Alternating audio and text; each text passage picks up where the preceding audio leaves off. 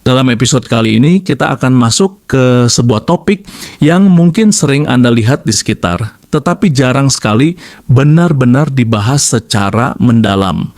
Mengapa ada sebagian orang yang begitu sulit terbawa arus tren? Entah itu tren fashion, tren cara berpikir, tren perilaku, atau bahkan tren opini publik, selalu ada individu yang tampaknya memilih jalur lain. Saat dunia mengarah ke satu titik, mereka justru memutuskan untuk berhenti, menoleh ke arah lain dan berkata, "Tunggu sebentar, apakah ini memang sesuatu yang perlu saya ikuti?"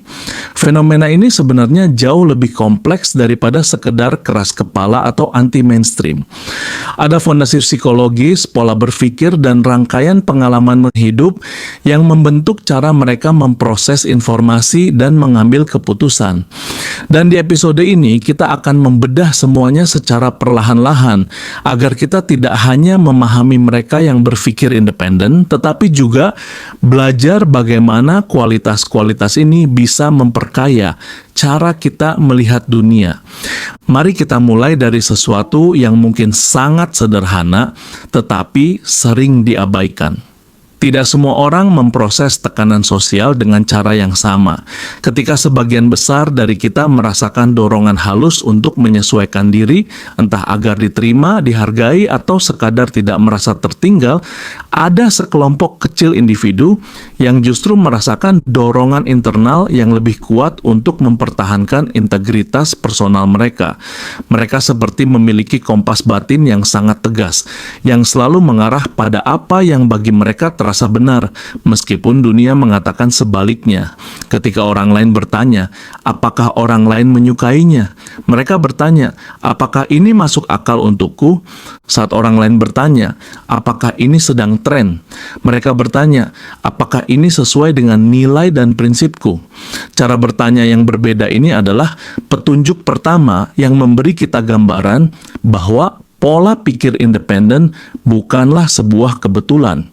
Ia adalah rangkaian struktur mental yang dibentuk oleh banyak faktor. Salah satu pilar terkuat yang mendukung pemikiran independen adalah ketahanan mental atau mental resilience. Orang-orang ini tidak mudah goyah hanya karena opini mayoritas berbeda dari opini mereka. Mereka mampu menerima bahwa pandangan mereka mungkin tidak populer, dan itu tidak membuat mereka merasa minder atau tidak nyaman. Sebaliknya, ada rasa percaya diri yang tenang yang membuat mereka mampu berdiri tegak bahkan ketika suara mereka minoritas. Ketahanan mental ini seringkali terbentuk dari pengalaman hidup di mana mereka harus mengambil keputusan sulit, memikul tanggung jawab besar, atau belajar bahwa penerimaan sosial bukan satu-satunya cara untuk merasa berharga. Selain ketahanan mental, ada satu faktor penting lainnya, cara mereka memproses informasi. Mereka yang berpikiran independen biasanya memiliki kecenderungan untuk melihat masalah dari berbagai perspektif sebelum membuat keputusan. Mereka tidak langsung mempercayai sesuatu hanya karena banyak orang mempercayainya. Mereka bertanya, mempertimbangkan, membandingkan, dan meluangkan waktu untuk memahami konteks. Dan proses ini sering membuat mereka sampai pada kesimpulan yang berbeda dari kebanyakan orang. Di sini kita mulai melihat peran bias kognitif. Kebanyakan orang rentan terhadap bias sosial seperti keinginan untuk diterima, rasa takut salah sendiri, atau kecenderungan mengikuti suara mayoritas. Namun individu yang independen justru tampaknya memiliki bias tandingan, yaitu kecenderungan untuk meragukan hal yang terlalu cepat disetujui banyak orang. Mereka lebih sensitif terhadap ketidakkonsistenan. Saat orang lain melihat tren sebagai tanda keseragaman, mereka melihat tren sebagai tanda bahwa perlu ada pertanyaan tambahan. Dan ini bukan berarti mereka anti terhadap hal-hal baru. Sebaliknya, mereka seringkali sangat terbuka, tetapi keterbukaan mereka diarahkan pada mencari kebenaran, bukan pada menyesuaikan diri. Jika sesuatu memang masuk akal, logis, dan sesuai dengan nilai mereka, mereka akan menerimanya meskipun itu sedang populer. Namun jika sesuatu hanya populer tanpa dasar yang kuat, mereka tidak ragu untuk menolaknya. Bahkan ketika semua orang bersorak, mereka tetap mampu berkata, "Aku rasa ada sesuatu yang perlu kita perhatikan di sini." Kualitas seperti ini adalah fondasi dari apa yang kita sebut nonkonformitas yang sehat. Bukan nonkonformitas karena ingin berbeda, bukan juga sikap oposisi yang impulsif. Ini adalah nonkonformitas yang lahir dari proses berpikir mendalam dan pemahaman diri yang kuat.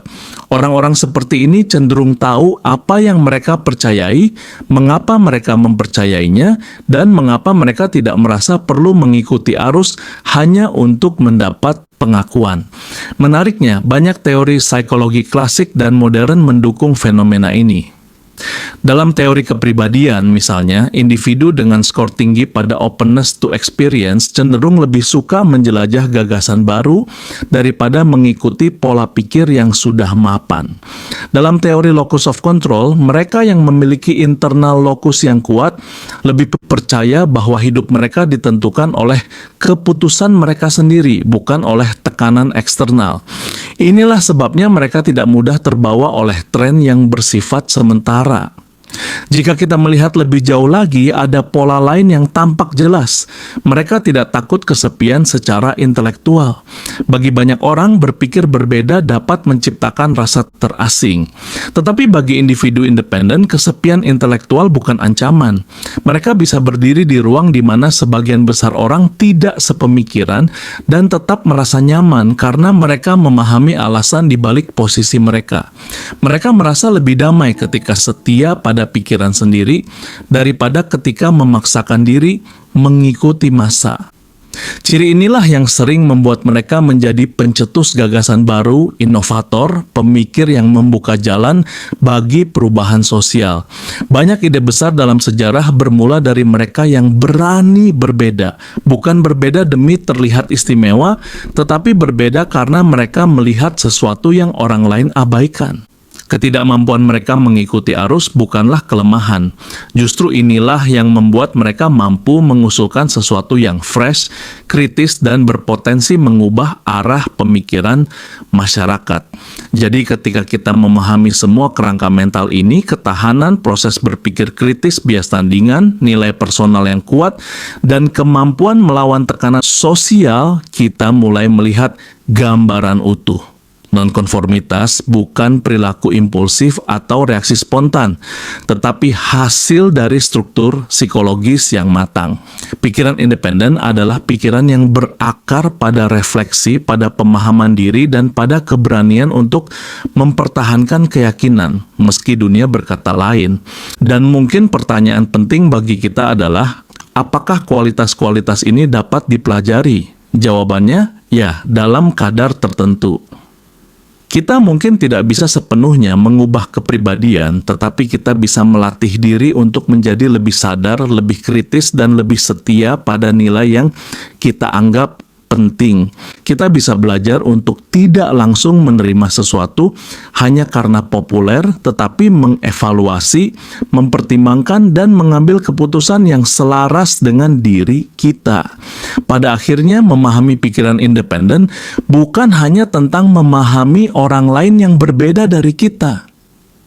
Ini juga tentang memahami potensi dalam diri kita sendiri. Potensi untuk menjadi lebih otentik, lebih berani, dan lebih jernih dalam menghadapi derasnya arus sosial yang terus berubah. Dalam episode kali ini, kita akan masuk ke sebuah topik yang mungkin sering Anda lihat di sekitar, tetapi jarang sekali benar-benar dibahas secara mendalam. Mengapa ada sebagian orang yang begitu sulit terbawa arus tren? Entah itu tren fashion, tren cara berpikir, tren perilaku, atau bahkan tren opini publik, selalu ada individu yang tampaknya memilih jalur lain. Saat dunia mengarah ke satu titik, mereka justru memutuskan untuk berhenti, menoleh ke arah lain dan berkata, "Tunggu sebentar, apakah ini memang sesuatu yang perlu saya ikuti?" Fenomena ini sebenarnya jauh lebih kompleks daripada sekedar keras kepala atau anti-mainstream. Ada fondasi psikologis, pola berpikir, dan rangkaian pengalaman hidup yang membentuk cara mereka memproses informasi dan mengambil keputusan. Dan di episode ini, kita akan membedah semuanya secara perlahan-lahan, agar kita tidak hanya memahami mereka yang berpikir independen, tetapi tetapi juga belajar bagaimana kualitas-kualitas ini bisa memperkaya cara kita melihat dunia. Mari kita mulai dari sesuatu yang mungkin sangat sederhana, tetapi sering diabaikan. Tidak semua orang memproses tekanan sosial dengan cara yang sama. Ketika sebagian besar dari kita merasakan dorongan halus untuk menyesuaikan diri, entah agar diterima, dihargai, atau sekadar tidak merasa tertinggal, ada sekelompok kecil individu yang justru merasakan dorongan internal yang lebih kuat untuk mempertahankan integritas personal mereka. Mereka seperti memiliki kompas batin yang sangat tegas, yang selalu mengarah pada apa yang bagi mereka terasa benar, meskipun dunia mengatakan sebaliknya. Ketika orang lain bertanya, apakah orang lain menyukainya? Mereka bertanya, apakah ini masuk akal untukku? Saat orang lain bertanya, apakah ini sedang tren?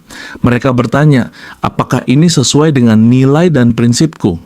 Cara bertanya yang berbeda ini adalah petunjuk pertama yang memberi kita gambaran bahwa pola pikir independen bukanlah sebuah kebetulan.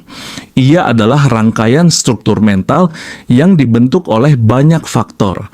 Salah satu pilar terkuat yang mendukung pemikiran independen adalah ketahanan mental atau mental resilience. Orang-orang ini tidak mudah goyah hanya karena opini mayoritas berbeda dari opini mereka. Mereka mampu menerima bahwa pandangan mereka mungkin tidak populer, dan itu tidak membuat mereka merasa minder atau tidak nyaman. Sebaliknya, ada rasa percaya diri yang tenang yang membuat mereka mampu berdiri tegak bahkan ketika suara mereka minoritas. Ketahanan mental ini seringkali terbentuk dari pengalaman hidup di mana mereka harus mengambil keputusan sulit, memikul tanggung jawab besar, atau belajar bahwa penerimaan sosial bukan satu-satunya cara untuk merasa berharga. Selain ketahanan mental, ada satu faktor penting lainnya, cara mereka memproses informasi. Mereka yang berpikiran independen biasanya memiliki kecenderungan untuk melihat masalah dari berbagai perspektif sebelum membuat keputusan. Mereka tidak langsung mempercayai sesuatu hanya karena banyak orang mempercayainya. Mereka bertanya, mempertimbangkan, membandingkan, dan meluangkan waktu untuk memahami konteks. Dan proses ini sering membuat mereka sampai pada kesimpulan yang berbeda dari kebanyakan orang. Di sini kita mulai melihat peran bias kognitif. Kebanyakan orang rentan terhadap bias sosial seperti keinginan untuk diterima, rasa takut salah sendiri, atau kecenderungan mengikuti suara mayoritas.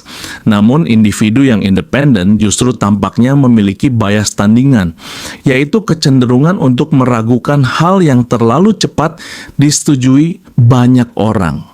Mereka lebih sensitif terhadap ketidakkonsistenan. Saat orang lain melihat tren sebagai tanda keseragaman, mereka melihat tren sebagai tanda bahwa perlu ada pertanyaan tambahan.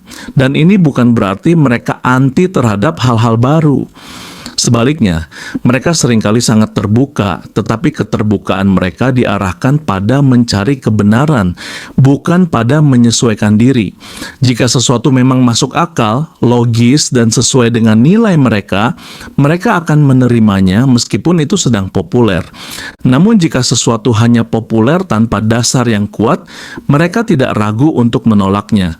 Bahkan ketika semua orang bersorak, mereka tetap mampu berkata, "Aku rasa ada sesuatu yang perlu kita perhatikan di sini." Kualitas seperti ini adalah fondasi dari apa yang kita sebut nonkonformitas yang sehat. Bukan nonkonformitas karena ingin berbeda, bukan juga sikap oposisi yang impulsif. Ini adalah nonkonformitas yang lahir dari proses berpikir mendalam dan pemahaman diri yang kuat.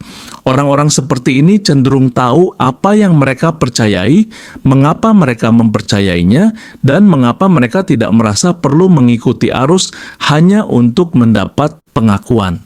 Menariknya, banyak teori psikologi klasik dan modern mendukung fenomena ini. Dalam teori kepribadian misalnya, individu dengan skor tinggi pada openness to experience cenderung lebih suka menjelajah gagasan baru daripada mengikuti pola pikir yang sudah mapan. Dalam teori locus of control, mereka yang memiliki internal locus yang kuat lebih percaya bahwa hidup mereka ditentukan oleh keputusan mereka sendiri, bukan oleh tekanan eksternal.